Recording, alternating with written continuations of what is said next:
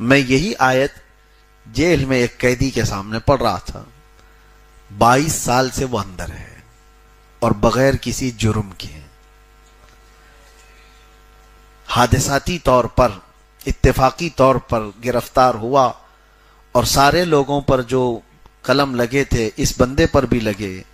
بیوی چھوٹ گئی، طلاق ہو گئی، بچے بھی ادھر سے ادھر ہو گئے. 22 سال میں دنیا بدل گئی. نہ کبھی وہ جیل سے باہر جانا چاہتا ہے، نہ ہی کبھی گیا، نہ پیرول، کبھی کچھ نہیں. جو موجود اندر وہیں پر. اس بندے کو میں نے دیکھا کہ مسلح پھٹ چکا، لیکن وہ چھوڑتا نہیں اس مسلح کو، پیوند لگا لگا لگا کر کے. قرآن جس کو پڑھتا ہے پہلے پارے پر انگلی رکھو تو تیسرا پارا بھی دکھنے لگ جائے، اتنے وہ رکھ پھٹے ہوئے ہیں، لیکن وہ اسی کو لے کر چلتا ہے. تب اس قیدی کے سامنے میں نے کہا تھا ان مع العسر یسرا، ہر تکلیف کے بعد آسانی. تو وہ ہنس کر کے کہا مولانا یہ بولنا بہت آسان ہے. میں اللہ تبارک و تعالیٰ نے شہیدوں کی زندگی بیان فرمائی، فرمایا جو اللہ کی راہ میں مارے جائیں انہیں مردہ نہ کہو، وہ زندہ ہیں اور تمہیں اس کا شعور نہیں. وہ کیسے زندہ ہیں؟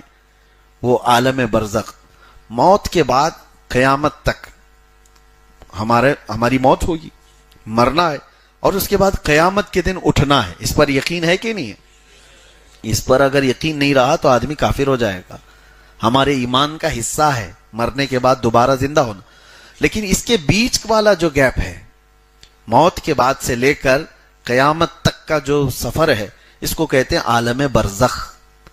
یہاں کی جو زندگی ہے، اس زندگی میں یہ جو گیپ ہے بیچ کا، موت سے لے کر قیامت تک کا، یہاں کی حیات برزخی اس عالم کی جو زندگی ہے اس کے متعلق بیان فرمایا جا رہا ہے کہ وہ شہید زندہ ہیں.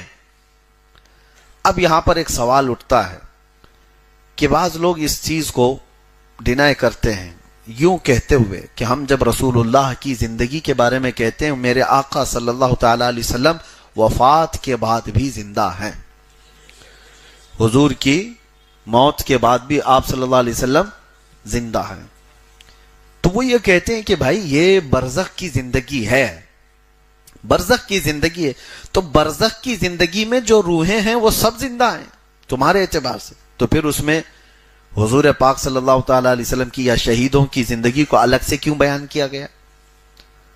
اگر موت کے بعد سے لے کر کے قیامت تک کی جو برزخی زندگی اسی کے بارے میں قرآن اگر کہہ رہا ہے تو اسپیشل کہنے کی ضرورت کیا ہے؟ وہ تو ساری روحیں برزخ میں ہیں مرنے کے بعد، وہ سب احساس کرتی ہیں، ساری روحیں. حتیٰ کہ حضور صلی اللہ تعالی علیہ وسلم فرماتے ہیں کافر مردے بھی سنتے ہیں. کافر مردے بھی. جب جنگ بدر ہوئی تھی تو حضور صلی اللہ تعالی علیہ وسلم نے ان کی سب لاشوں کو ایک گڑھے میں ڈال کر کے ان سے خطاب بھی کیا تھا. صحابہ نے پوچھا یا رسول اللہ آپ ان مردوں سے بات کر رہے ہیں؟ حضور فرماتے ہیں وہ تم سے بھی زیادہ سن رہے ہیں. تو کافر مردے بھی سنتے ہیں، تو برزخ میں تو سن رہے ہیں. تو شہیدوں کی زندگی کو اللہ نے الگ سے کیوں بیان کیا ہے کہ وہ زندہ ہیں تم انہیں مردہ مت کہو؟ مطلب یہ ہوا کہ برزخی زندگی میں بھی کچھ اسپیشلٹی اور ہے ان کی. وہ کیا ہے وہ میں بتانا چاہتا ہوں. برزخی زندگی میں جتنے بھی لوگ مرنے کے بعد قیامت تک جو موجود ہیں روحیں، وہ کسی کے ساتھ کچھ نہیں کر سکتے. یعنی وہ گئے ہیں واپس، انسانوں کے ساتھ کوئی ان کا معاملہ، کوئی ربط نہیں رہے گا. وہ دیکھ رہے ہوں گے، سن رہے ہوں گے. اس کے بارے میں تو حدیثیں ملتی ہیں کہ کافر مردے بھی سن رہے ہوں گے، دیکھ رہے ہوں گے، لیکن تمہارے ساتھ کچھ کر نہیں سکتے. سمجھ میں آ رہی بات؟ لیکن جو شہیدوں کی زندگی کو اللہ نے فرمایا ان کو مردہ مت کہو، مطلب یہ ہے کہ وہ عام مردوں کی طرح وہاں نہیں ہے، بلکہ وہ عالم برزخ میں اس حالت میں ہیں کہ اگر تمہیں ضرورت پڑی تو تمہاری مدد بھی کر سکتے. ان کی اسپیشلٹی یہ ہے کہ وہ کچھ اور زندگی کے ساتھ جی رہے ہیں. یہی زندگی کے قائل اہل سنت و جماعت ہیں کہ میرے آقا صلی اللہ تعالی علیہ وسلم اپنی وفات کے بعد بھی زندہ ہیں. زندہ ہیں کا مطلب عام لوگوں کی طرح برزخ میں زندہ نہیں، بلکہ حضور کی خصوصیت کچھ اور ہے کہ وہ دیکھ بھی رہے ہیں اور سن بھی رہے ہیں، اور ضرورت پڑے کسی کی تو مدد بھی کر رہے ہیں. یہ نقطہ آپ سمجھ کر کے چلیں. فرق ہے.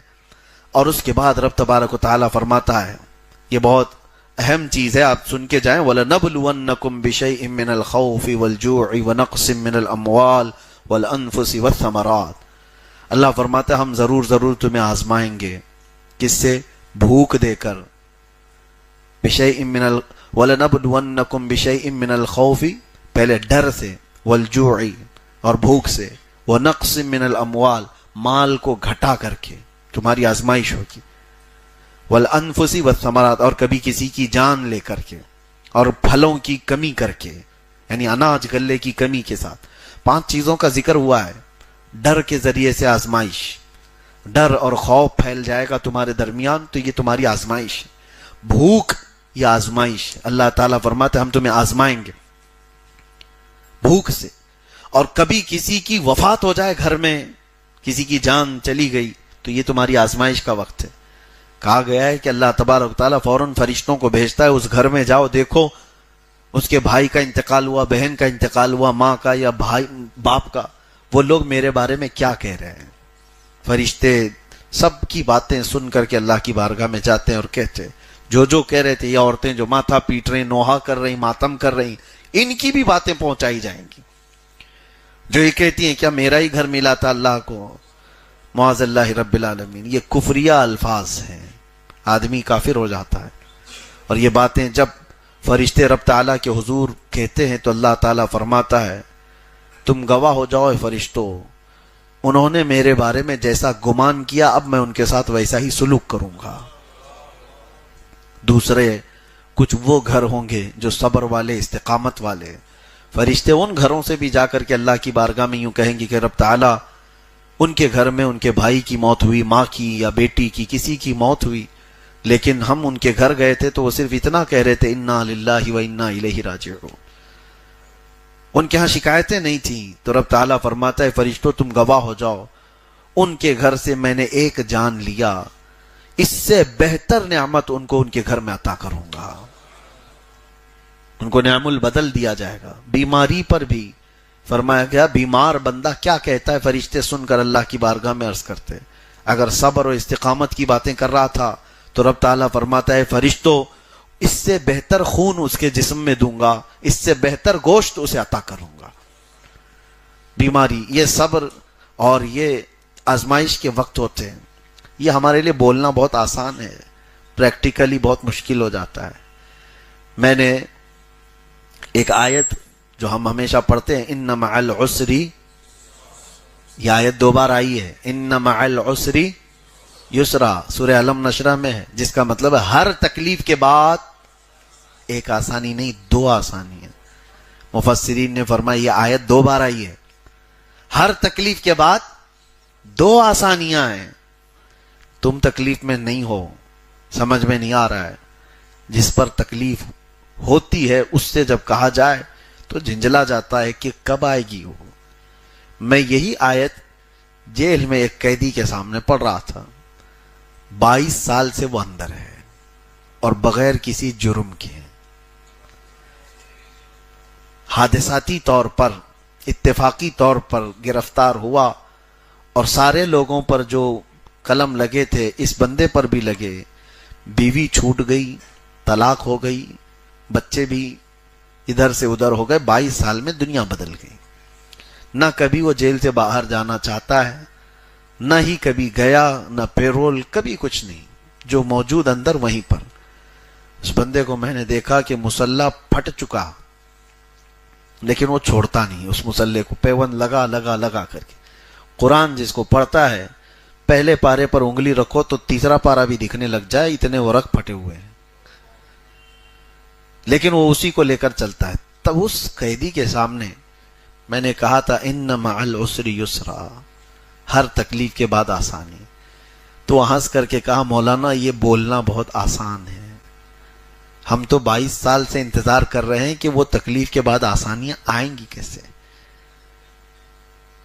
ظاہر سی بات ہے، جھنجھوڑنے والی بات ہے، لاجواب کرنے والی بات. ہم خود پریشان تھے، تسلی کے لیے کہا، لیکن بعد میں اس بابا نے مجھے خود کہا آپ گھبرائیے مت، آپ کو کاؤنٹر کرنے کے لیے میں نے نہیں کہا، آپ کو لاجواب کرنے کے لیے نہیں کہا. اگر اس آیت کا انکار کرنا ہی ہوتا تو میں قرآن اور مصلی لے کر 22 سال سے بیٹھا نہیں ہوتا، ورنہ میں بھی کافر ہو گیا ہوتا. انتظار تو ہے، لیکن ہمارے بڑوں نے ہمیں یہ سکھایا ہے کہ اللہ کا جو وعدہ ہے، اللہ کا جو وعدہ ہے وہ خلاف ہو ہی نہیں سکتا. لیکن یہ تھوڑی نہ ہے، اللہ نے فرمایا ہر تکلیف کے بعد 2 آسانی ابھی دے دوں گا، کل دے دوں گا، یا تیری جیسی مرضی ہے ویسے دوں گا. نہیں، بلکہ اللہ تعالیٰ اس کی جیسی مرضی ہوگی ویسی آسانی دے گا، اور پھر اس کی مرضی بندے کی مرضی سے کروڑوں درجے افضل، بہت افضل. اور جب اس نے فرمایا ہے کہ ہر تکلیف کے بعد آسانی دوں گا تو میرا یقین ہے یہاں نہیں ملے گی تو آخرت میں ملے گی، یہاں نہیں ملے گی تو آخرت میں ملے گی. زندگی تو یوں بھی گزرنا ہے، گھر میں ہوتا تو بھی گزرتی، اندر ہے تو بھی گزر رہی ہے. مرنا تو ہے ہی اس دار فانی سے، لیکن جس آسانی کا رب نے وعدہ کیا وہ کہیں نہیں جائے گی. اگر دنیا میں مل گئی تو ٹھیک ہے، نہیں تو اس کا وعدہ برحق ہے، آخرت میں تو مل کے رہے گی. اور ہو سکتا ہے رب تبارک و تعالی ہمارے متعلق یہ فیصلہ فرمایا ہو کہ اس کو وہاں آسانی کی زیادہ ضرورت ہے، جہاں لوگ نفسا نفسی کے عالم میں ہوں. وہاں جب رب تبارک و تعالی فرمائے کہ بندے تو 25 سال میرے لیے قید کی زندگی گزار کر کے آیا، اب آ تجھے بغیر حساب کے جنت دیتا ہوں، تو یہ آسانی اس سے بڑھ کر کے اور کیا چاہیے؟ جب محشر میں بڑے بڑے متقی لرز رہے ہوں، پریشان ہوں، نمازوں والے، حج والے ڈر رہے ہوں، کپ کپا رہے ہوں، وہاں جب رب تبارک و تعالیٰ کسی کو پکار کر کہے تو نے جو تکلیفیں دنیا میں اٹھائی تھی، میں نے وعدہ کیا تھا ہر تکلیف کے بعد آسانی، دنیا میں نہیں دیا، یہاں دیتا ہوں، تیرا حساب نہیں ہوگا. اس سے بڑھ کر کے کوئی اور آسانی ہے؟ تو اسی لیے اللہ تبارک و تعالیٰ نے جو فرمایا اس سے آس لگا کر کے رہیں. اگر تکلیفوں کے بعد ہماری آسانی یہاں نہیں ملی تو گھبرانے کی ضرورت نہیں. کہاں ہے قرآن کا وعدہ؟ نہیں آتی آسانی، پریشانی کی پریشانی، پریشانی کی پریشانی، صبر رکھو. رب تبارک و تعالیٰ ہمارے حق میں زیادہ بہتر جانتا ہے کہ وہ آسانی ہمیں کہاں ملنا چاہیے.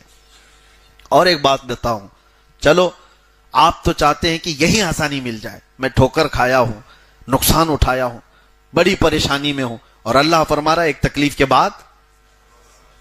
کے بعد 2 آسانی اللہ نے دے دیا. یہاں پر تم کو 2 آسانیاں نہیں 4 آسانیاں دے دیا، مال بھی دے دیا، انعام بھی دے دیا. تمہیں اگرچہ سمجھ میں نہیں آ رہا ہے، تکلیفوں کے بعد اللہ تعالیٰ نے آسانی دیا ہے، لیکن تمہیں اگر لگ رہا ہے کہ نہیں ملی ہے تو سوچو جس وقت موت کے بعد قبر کی زندگی شروع ہو اور قبر میں سخت گیر فرشتے آ جائیں اور پھر نمازوں کا، روزوں کا، ساری چیزوں کا ہمارے سامنے کھول دیا جائے، پھر عذاب کے لیے وہ فرشتے تیار کھڑے ہوں.